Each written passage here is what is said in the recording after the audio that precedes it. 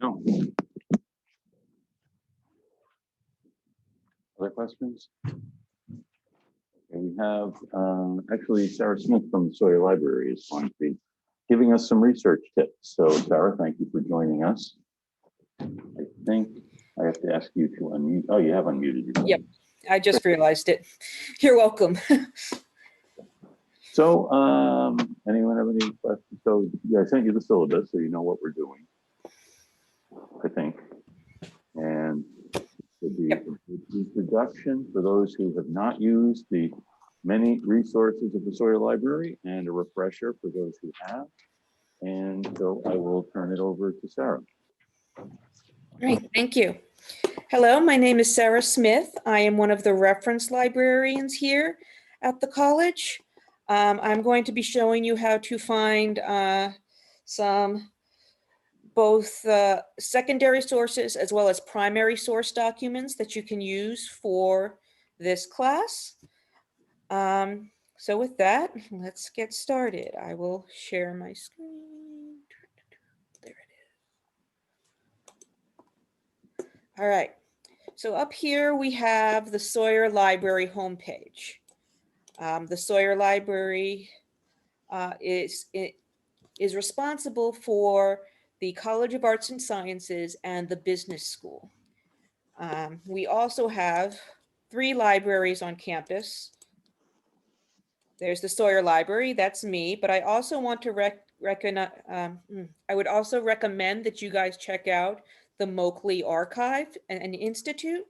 They have a lot of very good primary source documents through their programs and exhibitions. Just show you a couple of their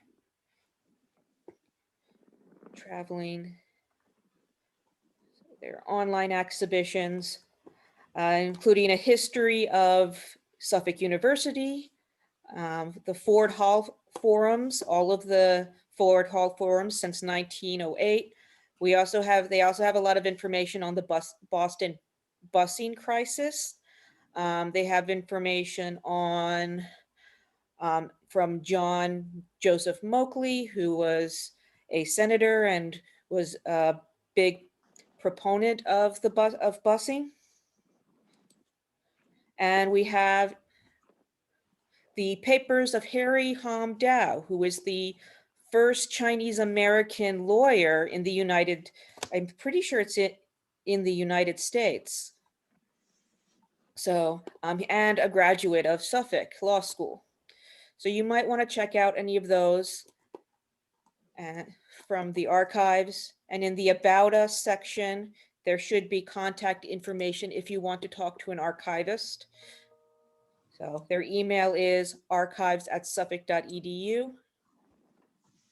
And they're very nice, and I recommend them to all history students. So I figured I will start with that. So the Sawyer Library, back to library main page. So just so you know, the Sawyer Library has changed a lot of its policies due to COVID. All of the changes are going to be located in the Sawyer Library COVID-19 guide.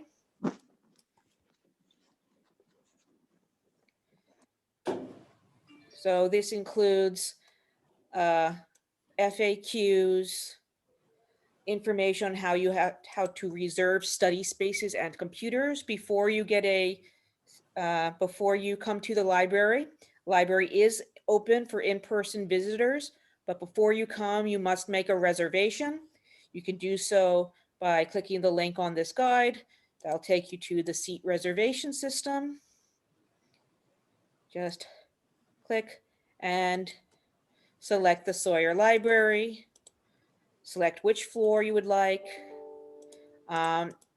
And you can even select if you want to use a library computer or just a regular library seat. If you need a power cord or an accessible seat, you can check that off. And that will allow you to come to the library and reserve a seat. We also have a reserved textbook program. Because of we don't have access to every textbook online. There's a lot of textbooks either don't have online versions or they cost way too much. If you need research help, let's say you don't remember anything I covered today, that is fine. Just send an email to sawlib@suffolk.edu. And you can either ask us a simple question in the email, or you could schedule a video conference where you work with a librarian one-on-one via Zoom. So again, just select the appointment.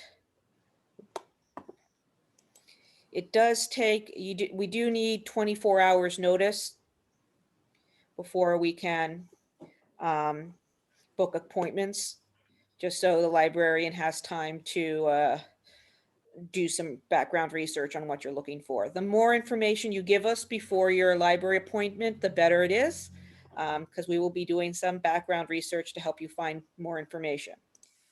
If you need an article that we do not have in our collection, you can access it through interlibrary loan.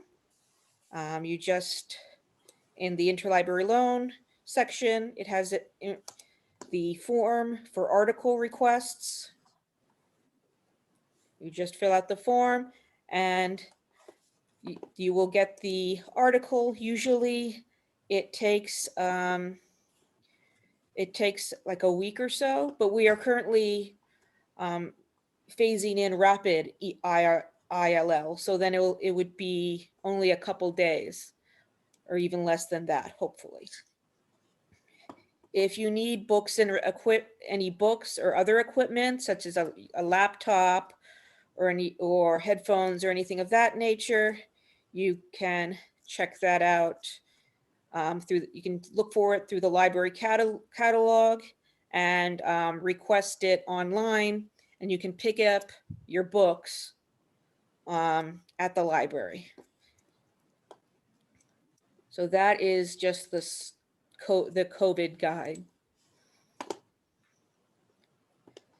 speaking of guides, we do have this wonderful History of Boston guide. Boston History, where is it? Boston History Resource Guide. That provides information from library databases, archives, various museums. I'm going to be focusing mostly on the library databases today. So with that, we'll get started. I'm actually going to go back to the front page, and then I'm going to go into the databases directly, because I'd like to start off with showing you a biographical database, since you will be researching a specific person or persons. That would probably be very helpful for you to have. So I'm going to go to Find Databases by Name. That takes us here. And if you go to where it says Subjects, you can select History, and that way you just have all of the history databases.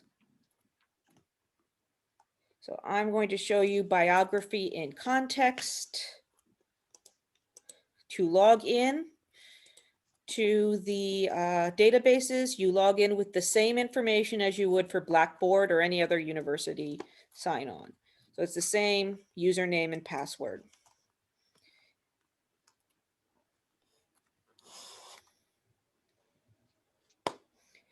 All right. So this is Biography in Context. I'm going to do a search for Onesimus. N-E.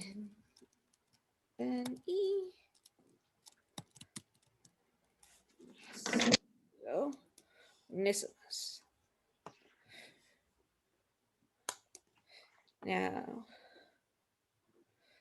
we have one biography on him from notable Black American scientists. So, Onesimus was a slave in Boston in the early 1700s, and his tribe, the Garamantes tribe, practiced inoculation for specific diseases, including smallpox. And he taught the people of Boston how to inoculate for smallpox. So I decided to do my biography on him in a due to, you know, the vaccine, the COVID vaccine coming out, and so that is basically biography online. It's pretty simple. You just put in the name of the person, they should show up. You can add the document to a Google Drive or to your OneDrive, email it to yourself, or simply print it if you have a printer available. It does offer a translate button, so it can translate the articles into a different language. You can increase or decrease the size of the text as you need. It also has a listen function that will read the text out loud to you. At the very bottom, we'll have a source citation. You can select MLA, APA, Chicago, or Harvard. So when you need to make your bibliography, it will be right there. If you email this article to yourself, I recommend you copy the citation, and in the email button, and then when you have in the message, put the citation. That way you'll get the full text of the article as well as a citation.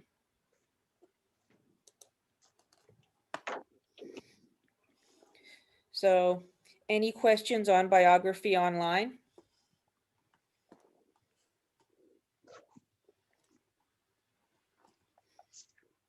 All right.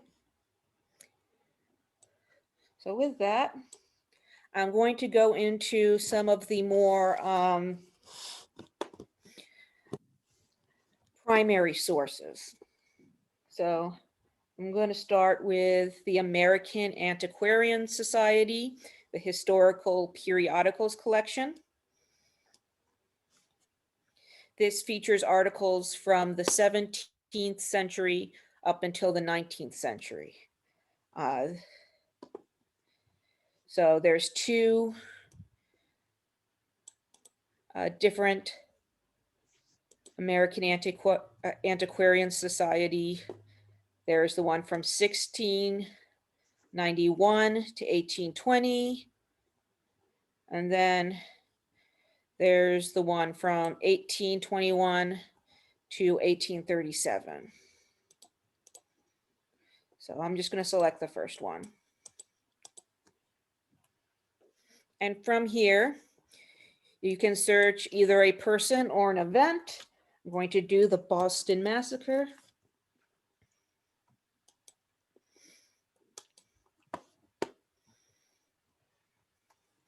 And you will get, so we have the monthly review, May 1770. So this was written a few months after the Boston Massacre, but is still relatively current to the time.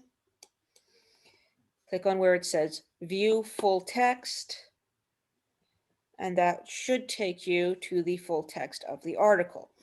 Now, most of these you're going to have to zoom in a little bit in order to see the text properly. And I'm going to click out of that. And instead of scrolling with your scroll button here, that's not going to do anything. You just have to drag and scroll to scroll down and up.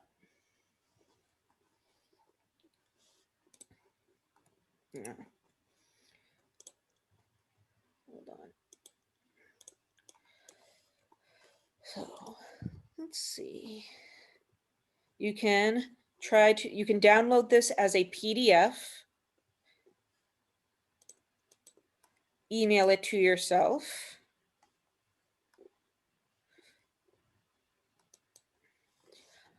If you want to save it as a link, so a lot of times I see students, they are used to using Google, and so they copy this URL up here at the top. They copy that and they paste it into a Word document, and they think, okay, I've saved my document. I have the URL. Problem is that this URL up here, well, there's technically two problems. First is that the URL expires. So basically after like a half an hour or maybe even a little bit less, this URL is going to take you to an error message. Second problem is the URL is encrypted. That means there is nothing in the URL itself that I can use to get you back to this article. So if you just copy and paste URLs into Word documents, you will lose all of your research and you'll have to start again. So it's very important that if you want a link, a permanent link for this, click on the little link icon. If you hover over it, it will say permalink. This link right here will provide you a permanent link that you can copy and paste wherever you like and will be able to get back. Just make sure the whole thing's selected so you copy all of it, or else you get a broken link.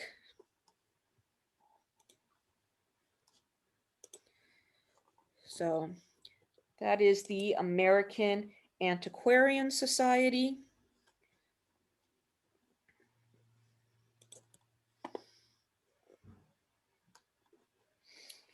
All right.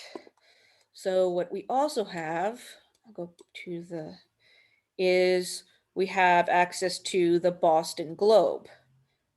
Is it on this guide? So the Boston Globe, we have access to that from 1872 to 1985. This would be the historical collection of the Boston Globe. We also have a more current Boston Globe. For if you want more present day, that would be a different link. That would be a different database. This is just the historical stuff. So let's see. For this one, I'll put in your search terms. Boston busing, crisis.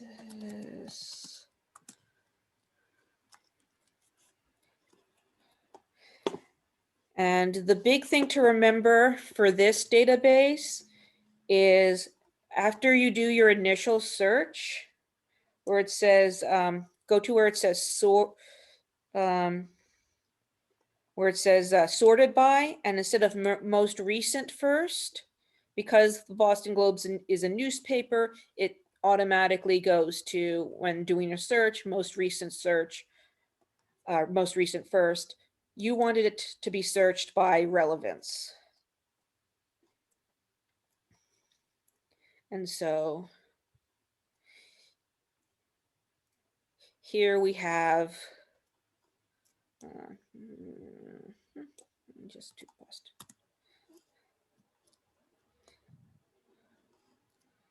All right. And so here we have various Boston Globe articles on the Boston busing crisis. If you want to specify the dates, so you want something, you're not interested, you want something closer to the more current to the date range, you can select either a decade or even a specific year. So I just specified the 1970s. And if we click on,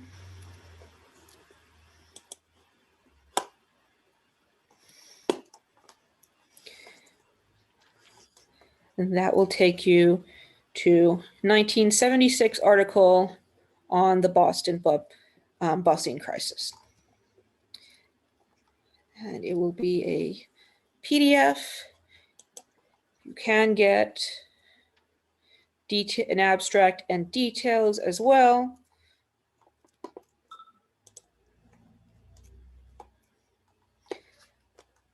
And they will also be on the side, there'll be related items. So if you find an article that you really like, check the related items. They'll often have things that are on similar topics. You can same thing, you can download a PDF of this. They'll provide citation information. So you can select from various types of citations to include. Email it to yourself, or you can print it out.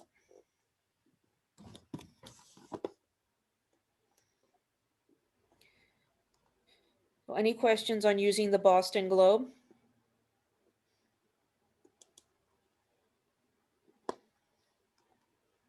All right. Just remember when using ProQuest historical newspapers to sort by relevance. You can also see what happens if we limit to full text, and that would make sure that you only get access to articles where you already have the full text of the article. All right. So with that, click out of that. All right. Current events and history periodicals.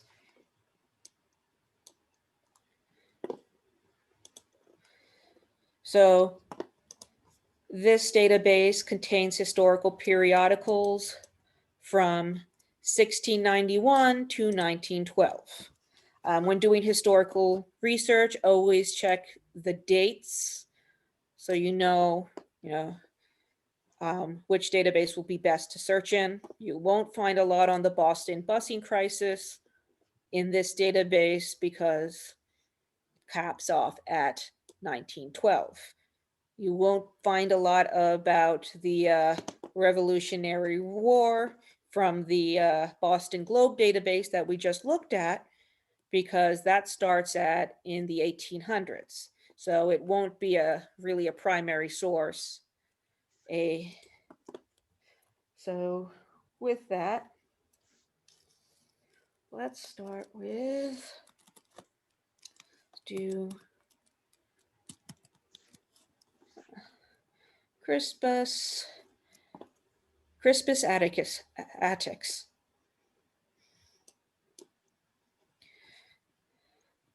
So we find 2 articles on him. This is the first man that was killed in the Boston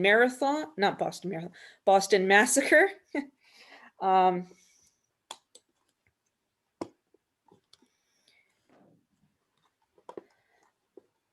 as you can see, this is not a contemporary account, as I checked the date, since he died in 1770, and this article was published in 1871. Or 1873, sorry.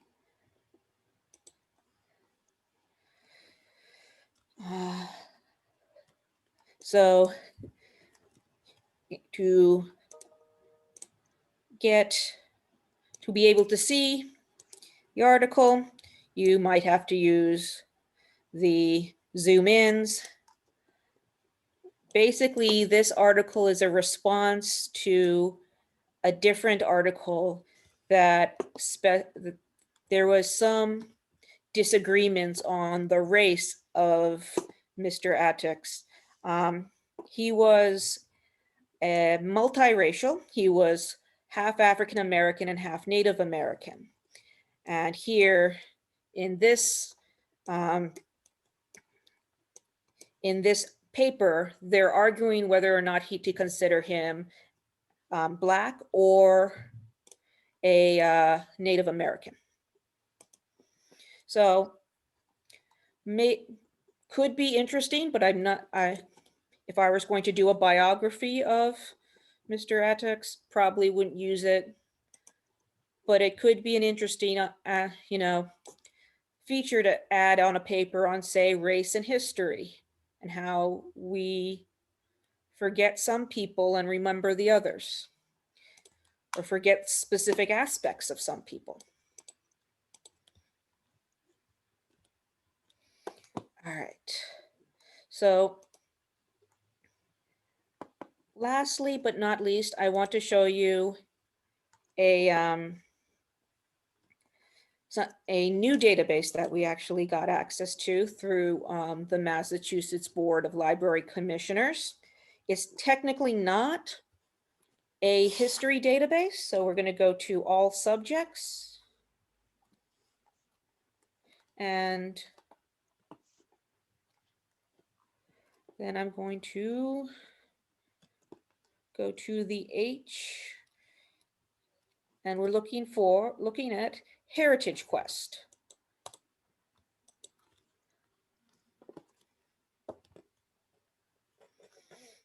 So Heritage Quest Online is it's a genealogy database, but it does provide a lot of good historical information. Specifically, what I'm going to show you guys is the city directories. So they have city directories, which will they're basically kind of similar to a phone book. It'll tell you the names and addresses of people within a particular city, and what street they live on, and so on and so forth. It's useful for most people, use it in order to find out where their ancestors live. But it can be used to find specific streets that have changed their names, specific people, where they lived, where they resided, give you a better idea of who they are. So I'm going to do something fun. I am going to search for Max Nimoy. Oops. Needs an N. And year 1933. Search. Oh. Max Nimoy. And that will take us Max Nimoy and his spouse, Dora Nimoy. And here is their list of the city directory in 1933.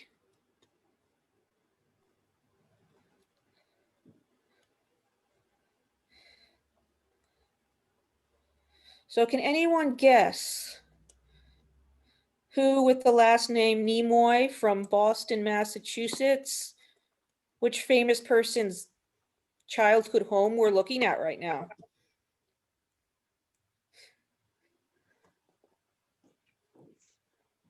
Anyone? I can't do the Vulcan thing. Yes. Yes, this is Leonard Nimoy's, these are Leonard Nimoy's parents. And his father was a barber. So the first address we see, 23 Leverett, that is the location of the barber shop. And then there'll be an R. The R stands for residence. So the house will be 87 Chambers Street. So if we were to go to Google Maps,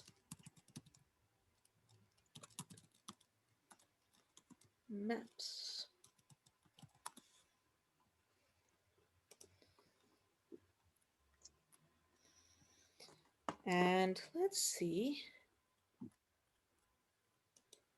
In this case, I'm going to put in 23 Leverett.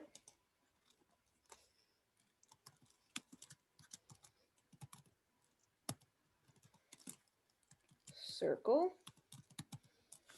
Boston, Mass.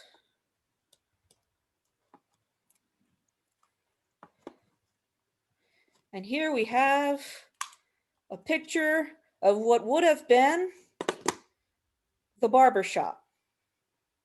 Does anyone know why there is no longer a barber shop here?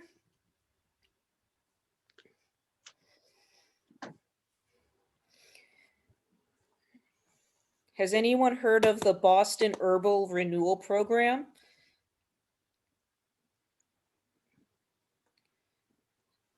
So in the late 50s, early 60s,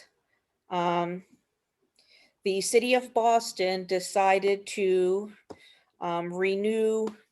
pursue this urban renewal program in the West End.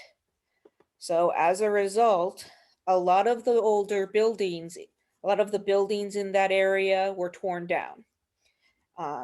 And some of them were torn down even further during the Big Dig, which might have been what happened to the barber shop. The reason why we search for the barber shop instead of the house is because Chambers Street no longer exists. So when you are doing research, keep that in mind, that these things change. Some streets that, that were someone famous was born in, and Leonard Nimoy is a relatively contemporary figure. I think we all kind of remember him, or at least all know what he looks like. He was alive when all of us were alive. But still, his childhood home and his childhood street doesn't exist. So that might happen. And it's something to be cognizant of when using these cities directories. And sometimes I think Leverett, 23 Leverett's circle used to be Leverett Street. So keep that in mind. So that is what I wanted to show you today, showing you how to use the city directories, as well as how to find some primary source information. I also recommend you check out the Boston History Library Guide that has a lot of information, not just on recommended databases, but online archives, neighborhoods and historic trails that you might want to take some time, maybe walk in when the weather starts to get nice, as well as print and ebooks. So are there any questions, or is there anything?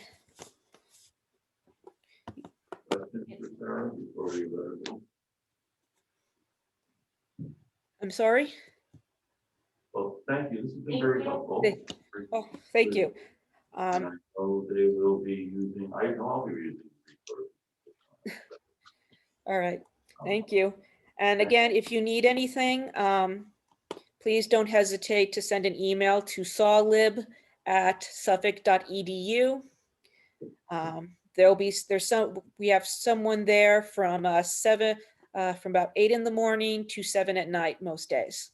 And I work Tuesdays through Saturdays. So if you ever want to do homework on a Saturday and you need some help, I'll be there. So thanks, good luck. Great. Thank you, Sarah.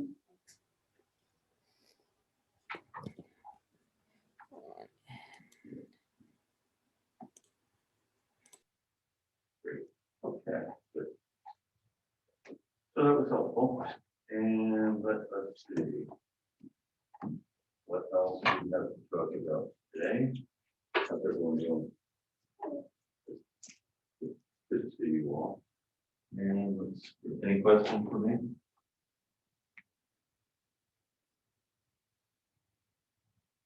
You're going to be quiet today, is that it? Good. Okay. Let's see. Okay. So a couple of things. One is the mystery photo. A number of you have chosen the photo, a number of you have not, and you know who you are.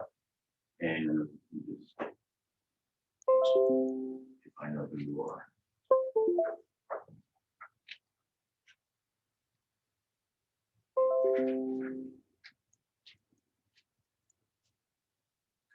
So we have the photo to choose. Why is everyone so quiet? Just because I'm the one who's supposed to be talking. Why should we do a good job for them? We have our own problems, and I certainly am not offering to do your job for you. So, okay. And our eminent Bostonian. Right? Okay. Has anyone chosen the eminent Bostonian they would like to do that? Yes. I was gonna do Larry. Okay. Is it the car or the Yeah, I say the Carol. carrot? That's what you're gonna do, Emma? Yeah.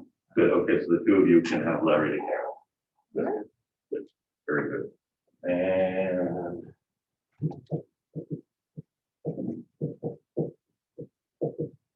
let me just make note of this. And let's see. You're Henry, right? Yes. You are Henry. I got that. Oh. Great. One down. Anyone else with a choice they've made? Yes. Henry Lee. Going to do Henry Lee. Very good. Oh, you want to do Henry Lee too? Okay. So let me just see. That is Logan, right? Are you Logan? I'm Logan. You're Logan. Okay, you don't want to do Henry Lee? No. Okay, I'll get it. Okay. Yeah. Jack. Yeah, that's what I was gonna say. But you weren't here on Tuesday. For some reason, I didn't look at the screen. You are here. Okay. So now that I have Logan on my mind, okay, so Henry Lee will be Sana and Jack. Have fun. And what's the name else? Yes, William Evans. Billy Evans, okay. Okay, anyone else want to do Billy Evans? Anyone on the screen want to do Billy Evans? Okay, we'll come back. For those of you who've not made a choice, you may get to, it's a great guy. And, okay. So the ones remaining. Dusty Rhodes? Yes, great. Okay, Sonia. Anyone else? I've got to tell you, yes, good. Okay, now let me just see. I know I will. You can. Good.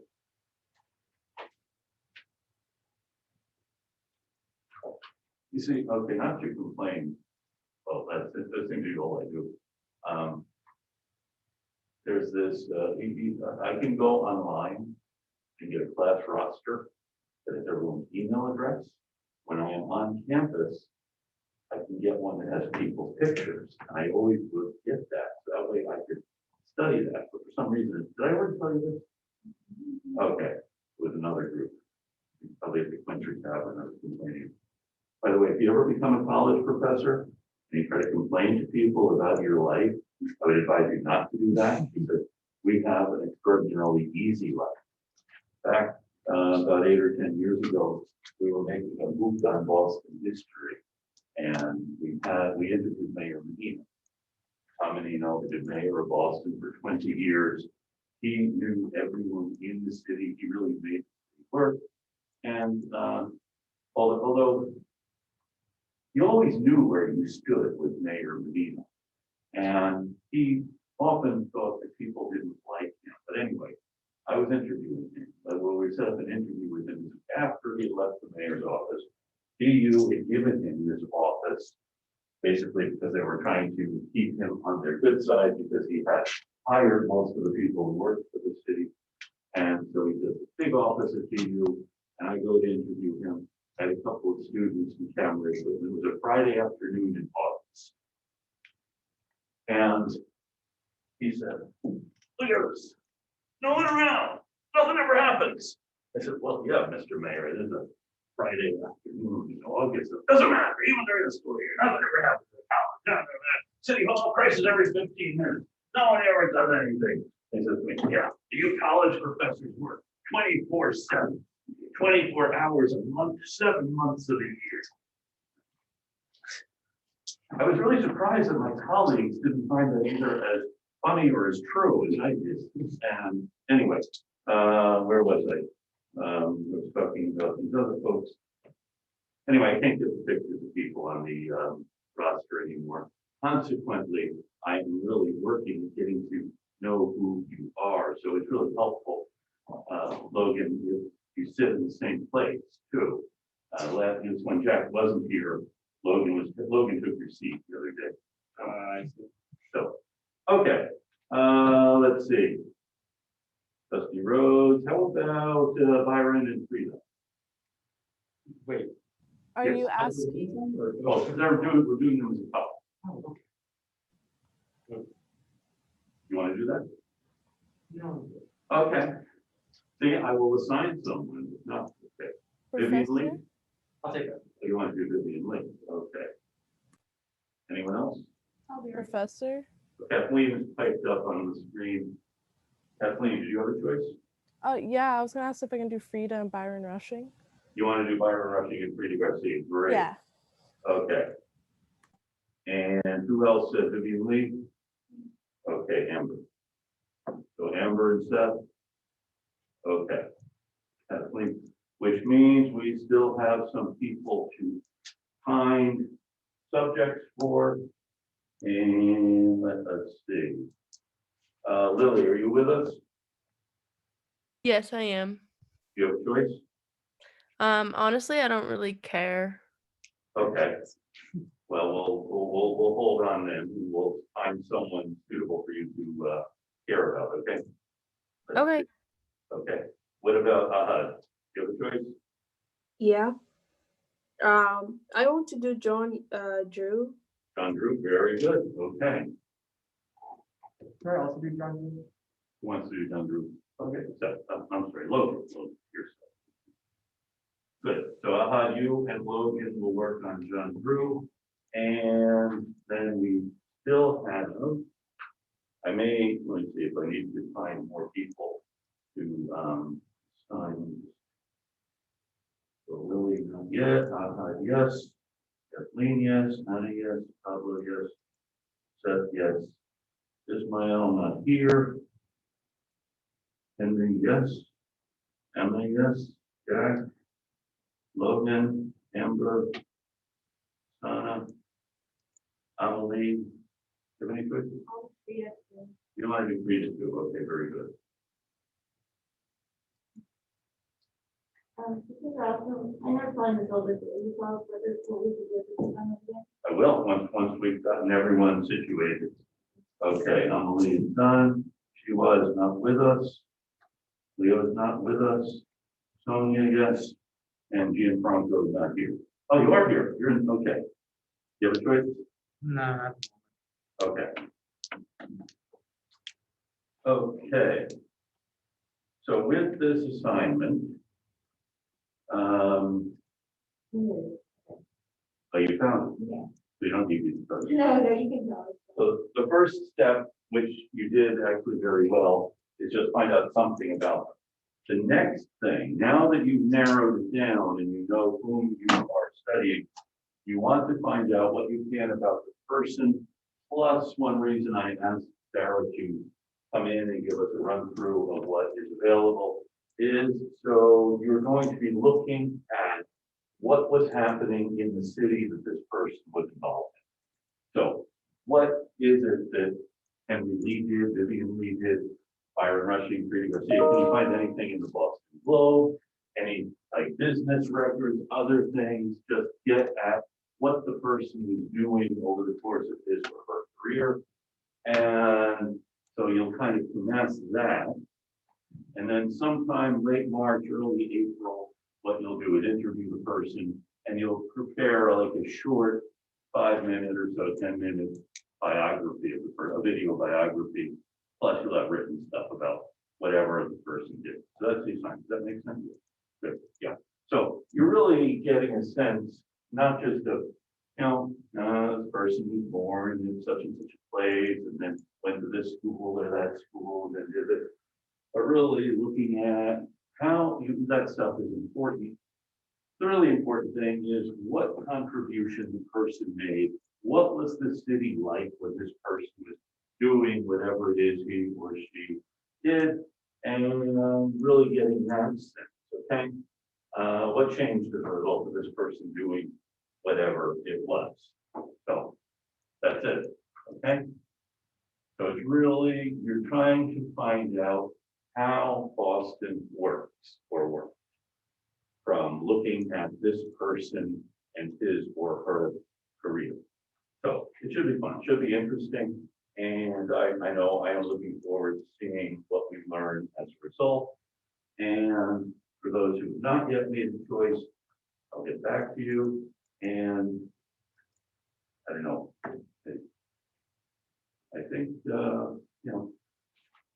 this seems like a good group. And I know you will do this, and I know this will be a fun project. So good. And for those who haven't made a choice, I will keep harping until you do. Great. Does that make sense now? Okay. Good. And so I'll send contact information for you so you can figure out who the other person you're working with, as well as contact information for your subject. So, you don't want to go and talk to someone you don't know. Don't say, tell us about what you're like, and you have no idea what the person did. In order to interview someone, you really need to know almost as much about the person as the person does. Not in a way that's going to scare them. And not like you're doing an interrogation.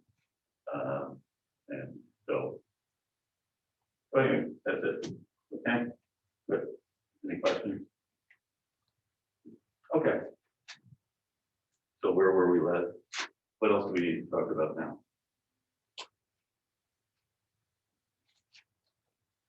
Where did we leave off last time, just in talking about Boston in general? And Hutchinson and how she. And Hutchinson, how she died. Okay. Or, right after that, the Pequot and Dutch. Yes. Okay. Pequot. The Pequot conflict, well, the Dutch were involved. She died in a different war with the native people. Yeah. Other things?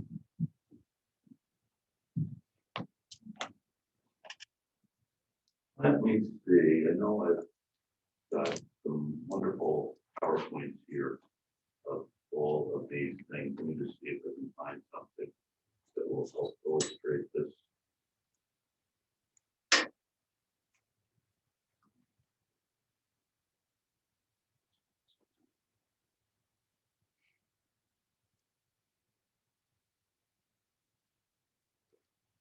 Oh, that's right. This wasn't working the other day.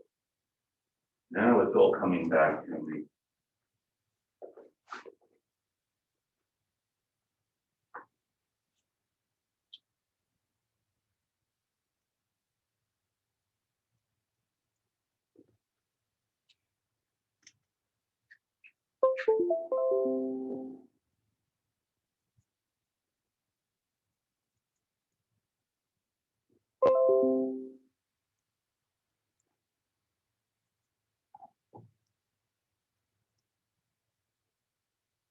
There we go.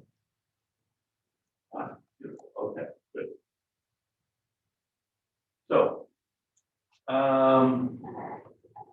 as Seth mentioned, the Pequots live in this part of Connecticut. Pequots and the Mohegans actually are related. Well, I should have put it this way. All of the native people of New England speak related languages. That is, they're all Algonquian speakers. They all have very similar ways of life. That is, in the winter, that they typically lived along rivers.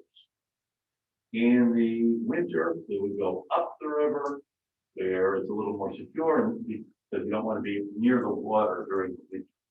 So the winter also traditionally is a time for hunting. And in the summer, go down to the water, harvest shellfish and other kinds of fish. And this was their way of life.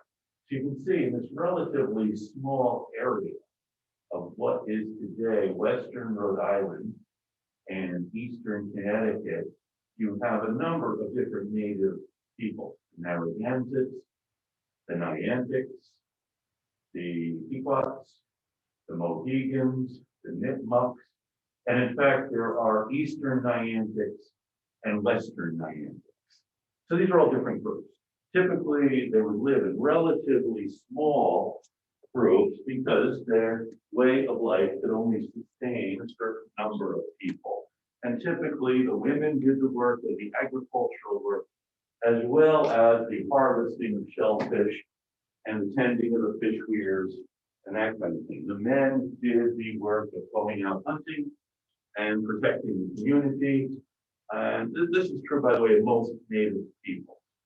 Their languages were related, although not necessarily intelligible to each other. And the other thing to remember is they often did not get along. So the Narragansetts, for example, who are here, were typically either hostile or having nothing to do, if they were having anything to do with the Wampanoag, people who lived in southeastern Massachusetts, it would be unfriendly relations. And actually, between 1617 and 1619, a plague, I think I mentioned, hit the eastern part of New England. It doesn't hit the Narragansetts because they didn't have anything to do with the people who were afflicted with the plague. Plague pretty much stopped here. And over here, you have the Narragansetts who are left strong. Also doesn't affect the Pequots.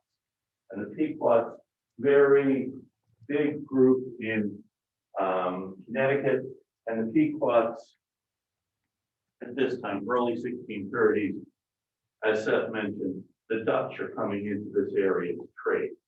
And I think I mentioned the Dutch are kind of tough guys. And they set up a fort up here at the same time as this guy, Thomas Hooker, and his community go out here to the Connecticut River. They set up a settlement, and so you have these two different settlements up here, and traders are coming through the Pequot territory to Niantic, so to trade with the Dutch, which really annoys the Pequots because they had had a monopoly on the trade. That is, the Pequots were trading furs to the Dutch. Now the Dutch come in and say, hey, anyone can just come to us, and we'll trade furs to you. Cutting out the Pequot, which annoys the Pequot. And the Pequots, in fact, go up to Boston and they say, hey, can you help us out against the Dutch?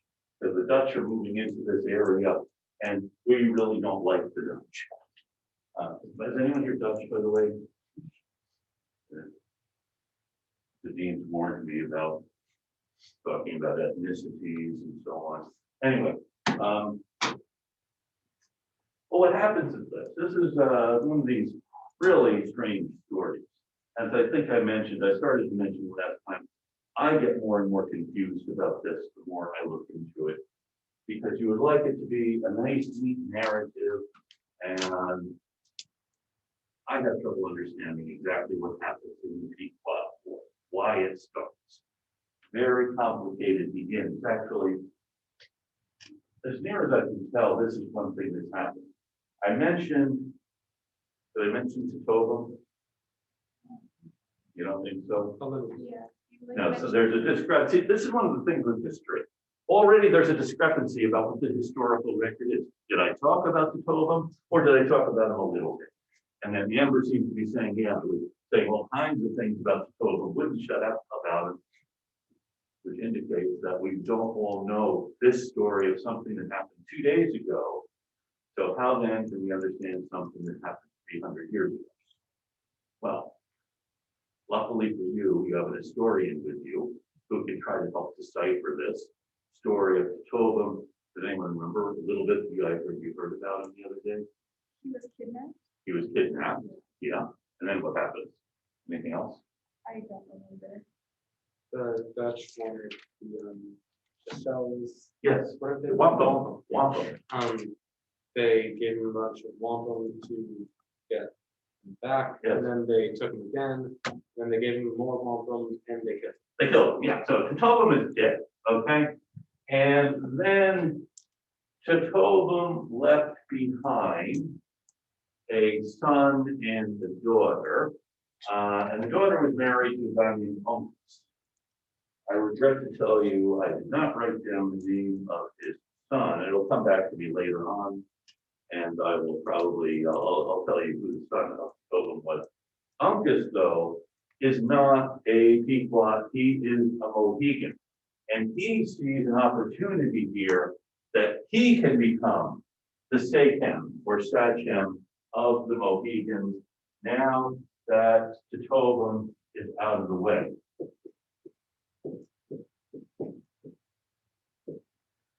Traditionally, too, in many native cultures, the descent passes through the female line as opposed to the male line. So it's not completely unreasonable for Uncas to say, hey, maybe I should become a Sachem because my wife is Tobin's daughter and he was a Sachem. The problem is he's not a Pequot. And he, though, wants to get in on being the leader of the Pequots. And so he tells the folks in Boston, hey, you know what? Sassacus, who is the son of Tobin, you're taking note of how long it takes me to remember something, how long it takes me to retrieve a name like that out of the dark recesses. Anyway, Sassacus is really a bad dude. He wants to make war on it. And because he wants them to support him against Sassacus so he can become the Sachem of the Pequots. And so why would Boston get involved in this whole sordid tale, and I'll tell you it gets even weirder. Because there's this other guy named John Stone, and there's another guy named John Oldham. These are two traders, that is merchants. They're not Puritans. In fact, our friend Stone was a merchant, and he had spent time in Boston. Last time John Stone was in Boston, he was found in bed with a married woman. She was not married to him, and which is against the law, of course, you commit adultery. However, the John Winthrop said he thought both of them were too drunk to have committed adultery, and so he's not actually punished for adultery. Adultery, by the way, is still a capital offense at this time in Massachusetts. Anyway, I don't know why I'm bringing that up. There's nothing going through this case. Oldham, Stone, then make their way down to New York. So both of them are traders. Both of them had an alliance with each other. I can't tell you if Oldham's ever charged with adultery. I think he is the guy who goes to New York and tries to steal a boat. Actually, a pretty substantial boat, not a ship, but a boat. And so he's arrested there. These are guys who get in trouble everywhere they go. And then after the murder of Titovam, Stone is trading along the Connecticut River, or along the Pequot River, as it was known then. And the Pequot say, hey, we know where you can get some good furs. Why don't we bring the boat further up the river? And so they do. He says, okay, I'll go along with you. One of the issues here is Stone and Oldham both think they're smarter than these stupid Indians. So they're not really as wary as they should have been. And what happens is, and Sassacus is involved with this, let's lure these guys up the river on the boat, and they get them up the river. And knowing their habits, they also get them drunk. And sometime in the course of this, the Indians actually blow up the boat. And that's the end of Stone and Oldham. Now, this is when Boston gets involved. They say, you know what? We don't want the Indians killing traders, even if the traders are real big jerks. And I don't know, is anyone here, you know, if you're a descendant of Stone, Oldham, Mrs. Barcroft, she was the woman with whom Stone was found. Anyway, I apologize if so, if you're doing genealogical research. Anyway, they find out, they think that some of the people who were, they basically want the people who killed Oldham, Stone brought to justice.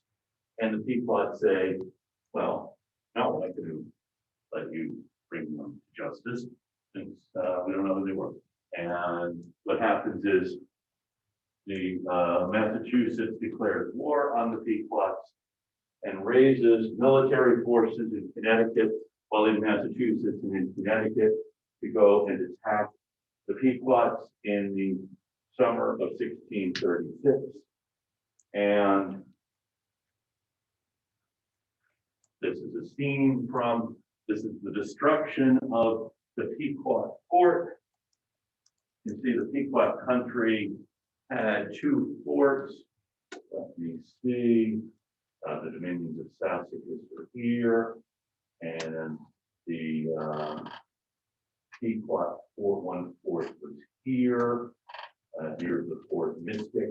So these two forts are really the main forts of the Pequots, and the Massachusetts forces land here, and they marched through the territory of Nidigrat, who's another, he's a leader of the Niantics, and then across the Buckatuck River into the Pequot country, and they destroyed the Pequot fort. Not just warriors in the Pequot fort, there also were several hundred women and children, and there's a wooden palisade around the fort. This and the New England soldiers, you can see with their Native American allies, Niantics and Mohegans. The Mohegans, of course, are part of this attack on the Pequots, and Mohegans have a real advantage to gain if the Pequots are out of the way. And the fort is set on fire, killing 600, 700 or so of the Pequots inside. And then the New Englanders go further, wanting to extirpate the Pequots from the face of the earth. The survivors are taken either by the Mohegans or back to Boston, where they are sold into slavery in the West Indies. They don't want to keep them as enslaved here. They want to send them away to the West Indies, which they do. And this, it was thought, was the end of the Pequots as a people. It turns out not to be the case.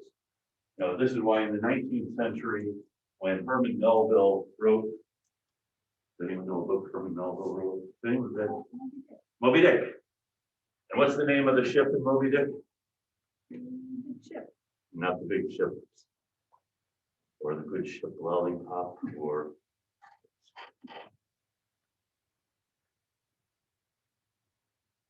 everything ultimately comes around to Moby Dick. You should know that.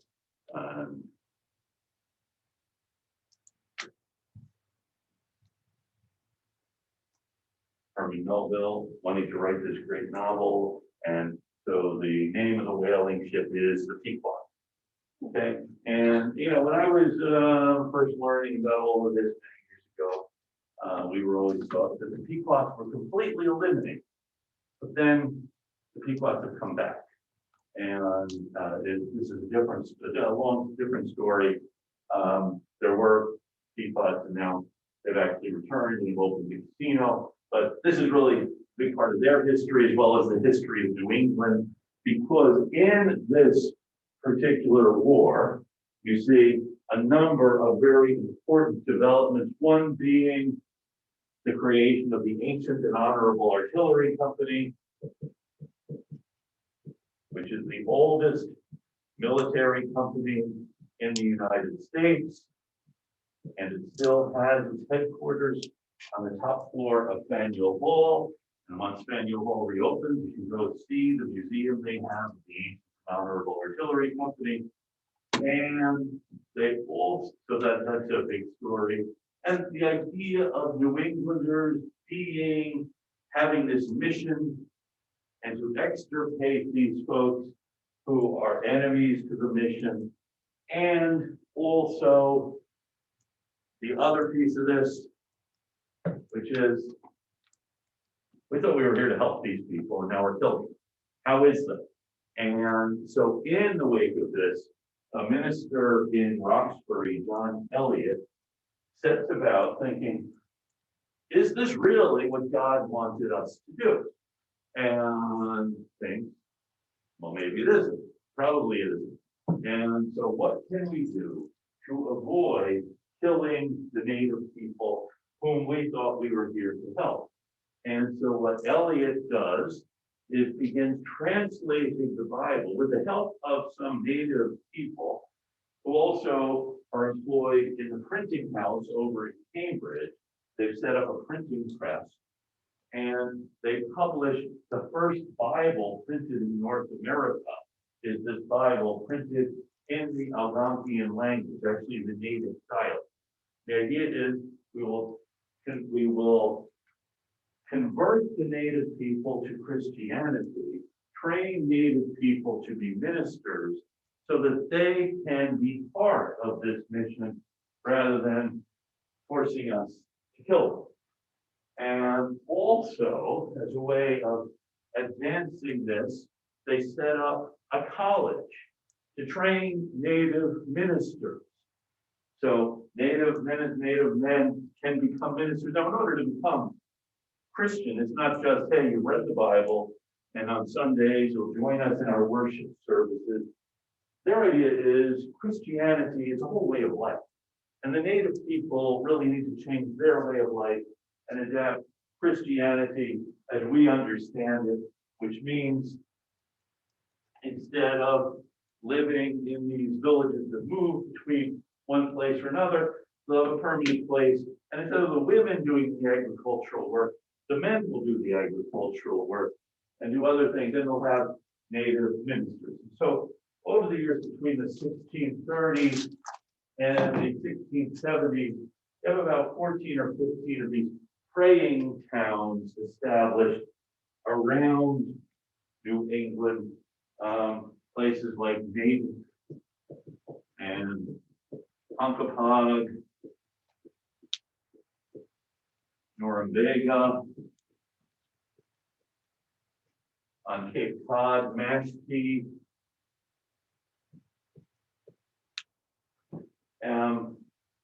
It's, let me see if I have it.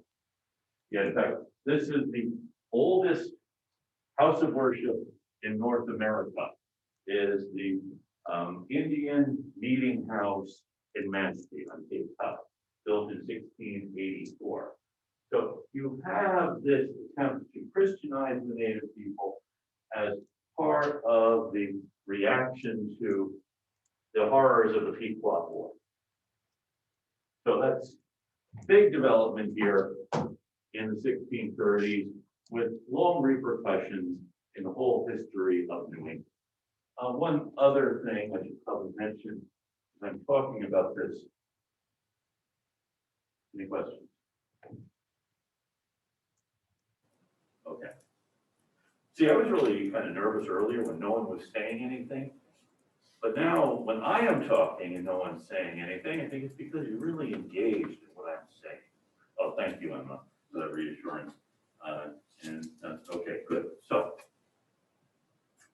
the other development here, remember, these guys, men and women, children, they come in big groups, okay? They come in family groups, and they really are intent on this mission here. Let me see.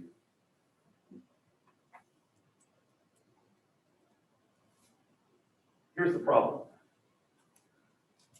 The Puritans who stayed in England wind up taking England over, running the place. They overthrow the king. They wind up cutting off the king's head. So why would you stay here if you can go back to England and be a lesson to everyone, a city upon a hill, an example for everyone in the world? Why would you stay in this dump instead of going back to London? And so what does happen after the Puritans take power in England is there's a reverse. People start going back to England. Because, of course, who wouldn't? Well, some people don't. John Winthrop doesn't want to go. Others don't want to go. They want to stay here. But the problem is, what do you do now that the real action is over in England? And during the 1630s, when there was a steady migration of people here, people are coming to Boston, and then like Thomas Hooker, they're heading out to the provinces, to Connecticut.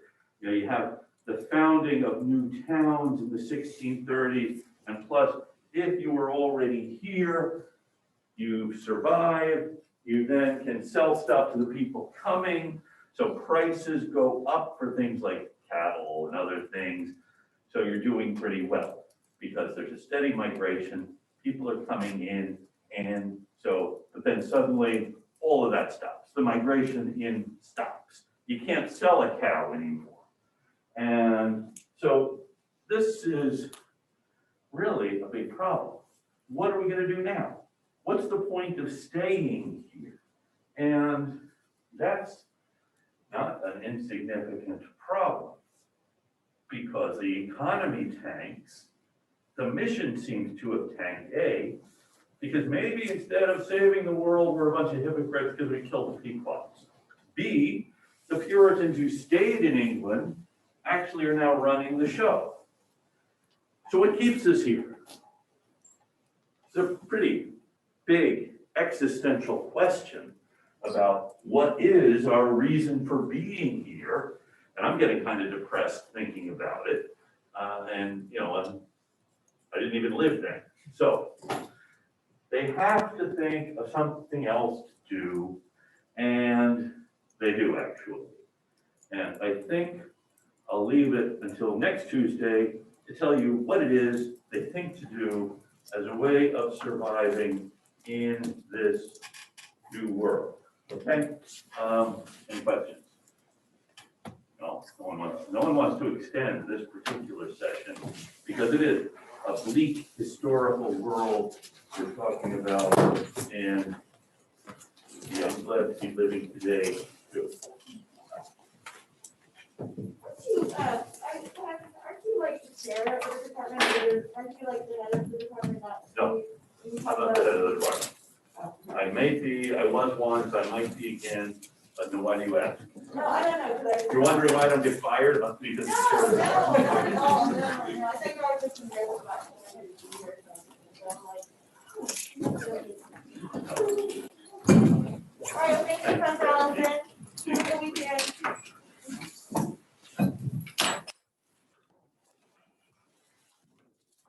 Thank you, have a good weekend. Take care.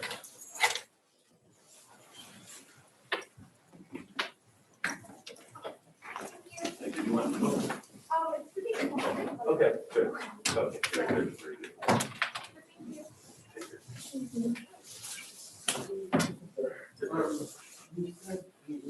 Have other pictures. Yeah.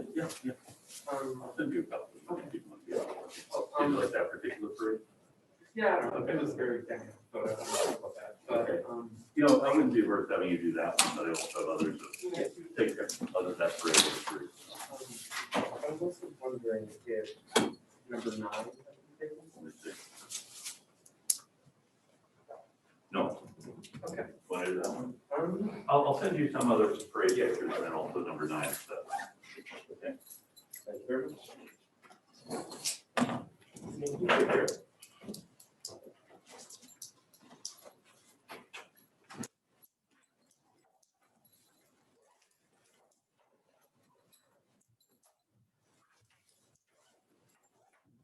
Take care.